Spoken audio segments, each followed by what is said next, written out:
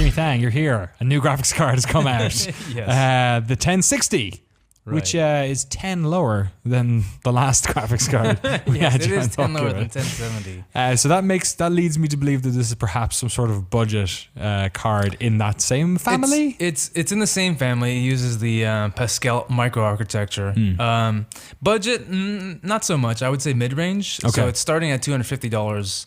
The card that I reviewed is essentially the reference model, the Founders Edition, which is $300. Right. And yeah, it's basically the card that a lot of people will get because it offers really good performance for 1080p, and it's not outrageously expensive. Right. Yeah. 250 seems like pretty like standard. Or I think it's for, actually like one of the most popular price ranges. Right. It's weird how that consumer purchasing sort of stuff goes, where they know where people. Yeah, I mean it's in a nice area because like if you spend too much money, if you spend over $500, you get diminishing returns. Yes. Right. It's for the people who have disposable income out there, and then if you spend too much, it's like later on down the road you're gonna have to upgrade or whatever or you'll want to. But this is sort of in that sweet spot. So we talked a lot last time about the sort of the pros and cons of going for the 1080 over the 1070. It's kind of impossible to talk about these cards without referring to the rest of the members of their family. So what is it about the 1060? Like how close is it to the 1070?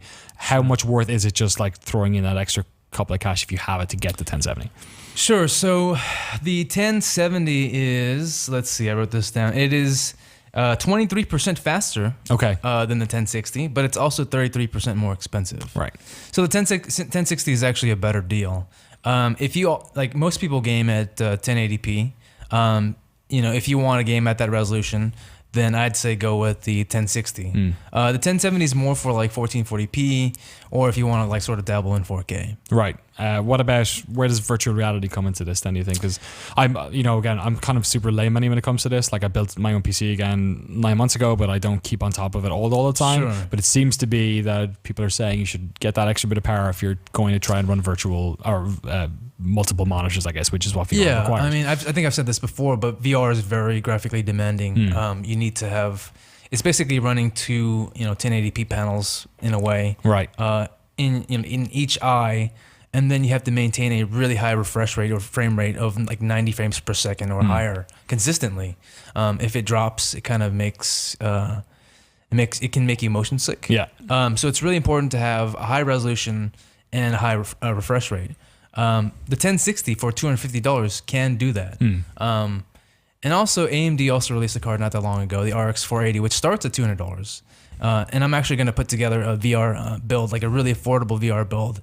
I'm going to try to get it below $800 that can do that as well. Cool.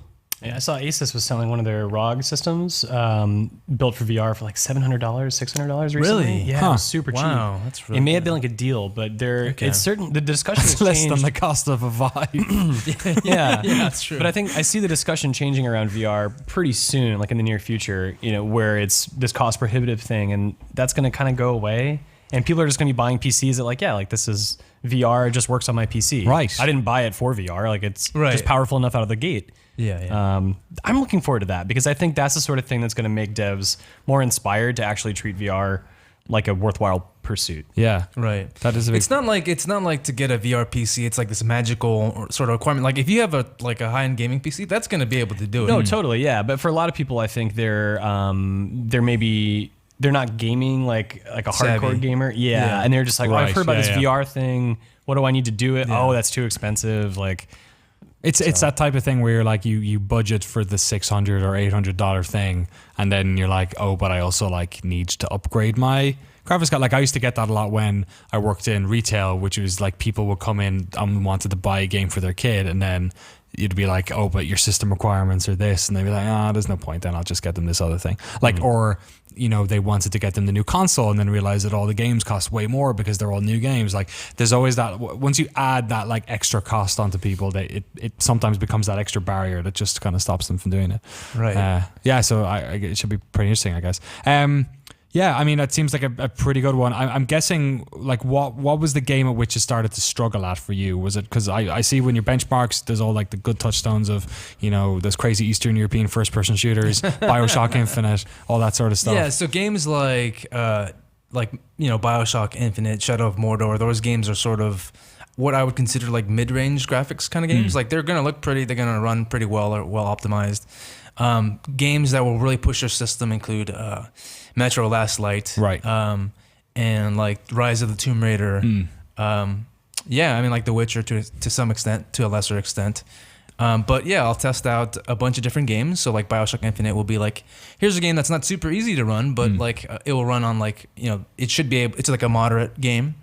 And then like Metro Last Light will be like, here's the final test. Like if it can do this one, then it can do this resolution. Have you thought about introducing Doom into that? I'm seeing a lot of people talking about how like the new Vulcan. There is, the there Vulcan. is. I think Peter was complaining that my reviews are too long, so I don't know if I want to add more benchmarks, but I certainly can look into it in the future. Is there such a thing as too long for a hardware review? I feel like the people who are my looking reviews for are, that stuff, my reviews are really long. I think They the are last very one long. was like 4,000 words.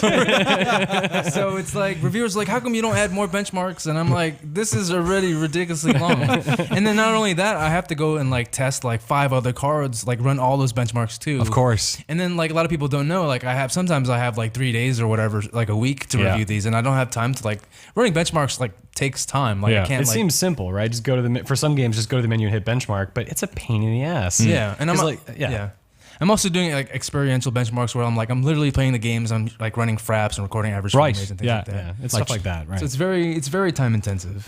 Last question on the 1060 SLI. Yeah, so SLI is not supported, which Right. is this is, you know. It's not a bit of a shame for because then you think, oh, you Yeah. could run an SLI setup for 500 quid. Like that'd be pretty cool. Yeah, so so in general, I wouldn't recommend most people go out and buy SLI system. I generally recommend people buy one powerful graphics card over two, because with SLI you have performance scaling issues. Like some games don't even support SLI. Some games will run worse on SLI. Even. Right, I think yeah. Assassin's Creed, one of the Assassin's Creed ones, had that issue. Having said that, though, some games do support it, and it's nice to have the option. Especially later on down the road, like let's say a year or two from now, when 1060 is really cheap, you'd want to like just get another one for cheap, and then add an SLI, get like near double performance in some games.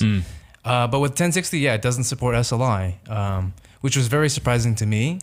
I asked NVIDIA why, and they said that it's not very common in mid-range GPUs, and that they're sort of relegating that to the 1070 and 1080 GPUs where it's more common. Do you think that we're, I don't know how to say past SLI, but do you think SLI will sort of continue to exist, or have we reached the sort of, we've jumped up so good at You're always going to need more again? power. You're always going to need more. VR is always going to need more power.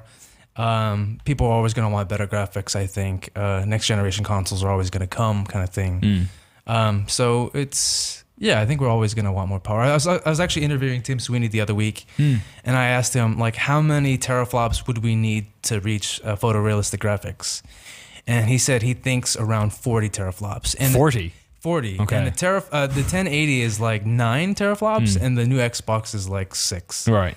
So like sort of gives you the idea, like we're far away from like achieving realistic graphics. There you go. A lot more work to be done. Jimmy Thang, thank you so much for coming in. 1060, your full review is on GameSpot.com. If you want all those hot benchmark stats, head over to the site and check it out now.